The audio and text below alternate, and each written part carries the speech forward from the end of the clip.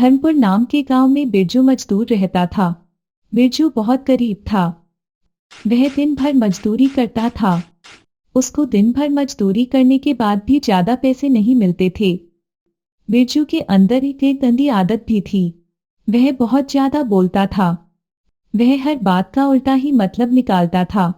लोग उसकी बात समझ ही नहीं पाते थे।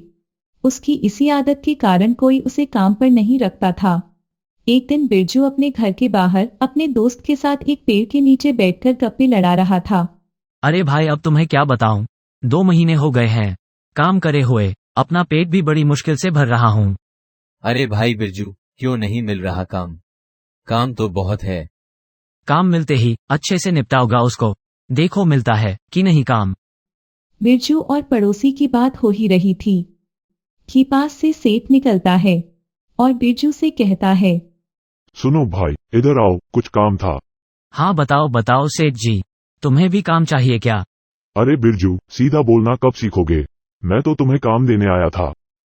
ठीक है सेठ जी, आपका क्या काम करना है? काम ये था कि हमारे खेत बहुत बड़े बड़े हैं, क्या तुम उन पर खुदाई का काम करोगे?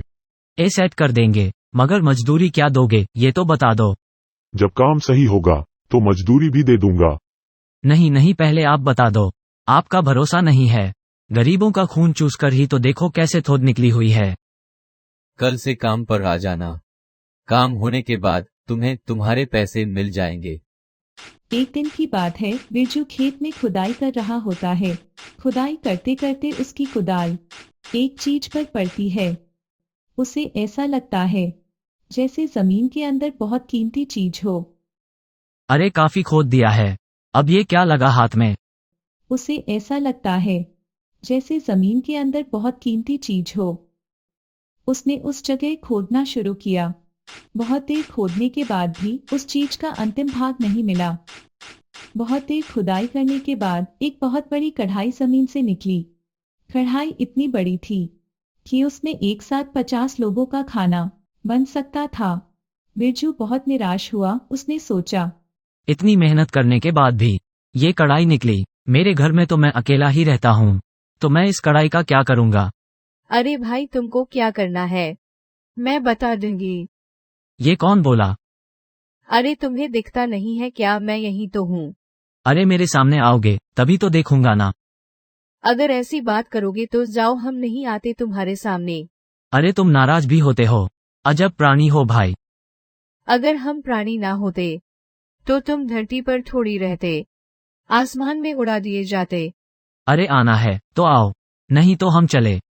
बिरजू खुदाई करके थक जाता है, इसलिए वह एक पेड़ के नीचे आराम कर रहा होता है। अच्छा ठीक है, तुमको अभी बता रही हूँ। उस समय बिरजू की कुदाल उस कढ़ाई में गिर गई। जब वह आराम करके उठा तो उस कढ़ाई में बहुत सारी कुदालें थी। वह इसे देखकर चौंक गया। उसने आसपास देखा तो कोई नहीं दिखा। उसने सारी कुदाल गिननी शुरू की तो उसमें पूरी 50 कुदालें थी। तब उसे लगा कि यह कोई आम कढ़ाई नहीं है, जरूर यह कोई जादुई कढ़ाई है। अरे ये क्या हुआ है, ये सच में कोई जादू हुआ है। जब मैं बोल रही थी तब तुमको कुछ सुनाई नहीं दे रहा था। ऐसा है, मैं किसी से डरता नहीं हूँ, हाँ, लेकिन मेरा बहुत फायदा हो गया है भाई। यह कढ़ाई जादुई है। इसके लिए उसमें से एक कुदाल को वापस कढ़ाई में डाला। वह एक कुदाल थोड़े ही समय में 50 कुदालों में बदल गई। वह यह देखकर बहुत खुश हो गया। अब कुछ समझ में आया कि नहीं? देखो भैया, ये हमारी कढ़ाई है और हम इसे लेकर जा रहे हैं। ठीक है, ले चलो। क्या ले चलो, तुम जो भी हो रुको यही। वह कढ़ाई को लेकर घर गया और उसने कुदाल को 50 गुनी करने लगा और उसने मजदूरी करना छोड़ दिया। क्यों भाई, कैसा लगा? मुझे तुम पहले क्यों नहीं मिले थे, मैं अब बहुत अमीर बन जाऊंगा। वह कुदालों को बेचकर धन कमाने लगा और धन को 50 गुना करने लगा और 50 गुना धन को फिर से 50 गुना करने लगा। ऐसा करते करते वह बहुत ज्यादा अमीर आदमी बन गया। अरे ये मेरे यहाँ पर मजदूरी क्या करता था, इतना अमीर कैसे हो गया? कुछ तो बात है, जाकर देखना पड़ेगा। फिर सारी बात सेठ को पता चली। सेठ बिरजू के घर जाता है। बिरजू बहुत धनवान हो गया था। सेठ, आज आप यहाँ पर मेरे घर की तरफ आए हो। हाँ, तुमसे मिलने आए हैं। तुम इतने दिन से आए नहीं, तो सोचा मिलने चले। अरे सेठ जी, ऐसा नहीं है। तुम इतने बड़े आदमी कैसे बन गए हो? लोगों को बोलते सुना, तो मैंने सोचा तुमसे सीधा बात कर लूं। सेठ जी, अगर होगी तो तुमको उससे क्या करना है? तुमने आखिरी बार मेरे खेत पर काम किया था। बिरजू घबरा गया। कहीं सेठ को पता तो नहीं चल गया कि उसके खेत में मुझे कड़ाई मिली थी, जिससे मैं अमीर बन गया? सेठ जी, आप किस बारे में बात कर रहे हो? बहुत भोले बन रहे हो। खेत में काम करते क्या मिला था तुमको? वो मेरा है। सेठ जी, बोरा तो नहीं गए हो। वो खेत आपका है, लेकिन खोदा मैंने था। जो मिला वो मेरा है। हाँ ठीक है, ले जाओ। वैसे भी अब मेरा काम तो हो गया। लाओ जो भी है, ज्यादा समय नहीं है मेरे पास।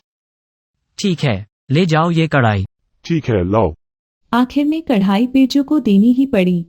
कढ़ाई जाने के बाद भी बिरजू उदास नहीं था, क्योंकि उसने सोचा अब तो मेरे पास बहुत साधन है, मैं बिना कुछ करे भी आराम की जिंदगी जी सकता हूँ।